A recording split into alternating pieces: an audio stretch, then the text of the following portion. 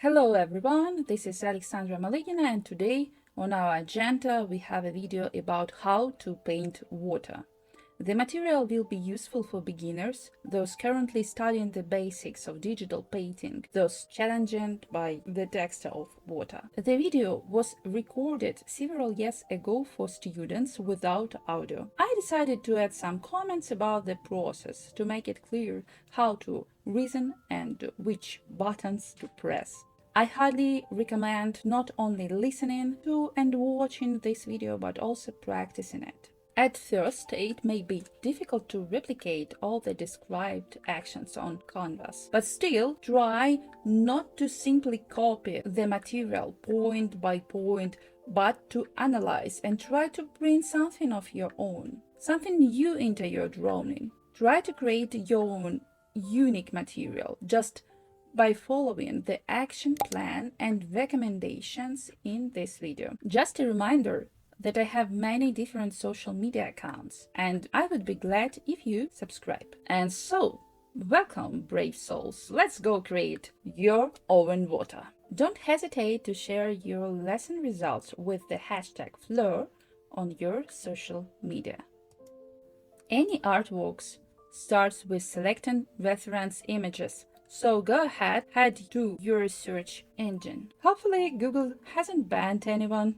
Just kidding. Look for images of beautiful water. Focus not only on photographs, although those are perfectly fine to use too. Pay attention specifically to the paintings of contemporary artists and old masters. I chose the artist Aivazovsky as my reference. The water I'll end up with will be entirely based on his paintings. I start by learning out the basic form. You can use any basic shape. I use a sphere, but you can work with a cylinder, cube, or cone, whatever you prefer. Choose the one you are having trouble with to practice it some more. So I begin by drawing a sphere. I quickly sketch out the general shape and tone. My task now is to establish the basic shading of my figure, in this case, the sphere. You've seen this scheme a million times. You can find it by searching for sphere shading. The main volume areas are the halftone, self-shadow, reflex, and highlight. You need to aim for all the areas working properly.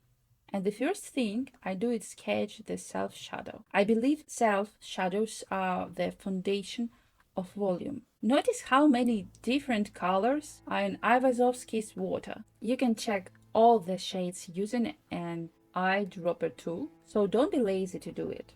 Pay attention to the colors the artist used on the light areas of the images and transfer them to your light areas. Likewise, see what they used in the shadows and apply that to your shadow areas, not vice versa. Then comes the work on form and liveliness. Basically, you are working with a reference like I am now. You don't need to think too much about which color to use because you can always open the reference nearly using the eyedropper tool to see how accurately your eye catches the colors. Yeah, I'm directly using the eyedropper tool on the image, looking through it and studying. Without analysis, you won't get anywhere in the long run.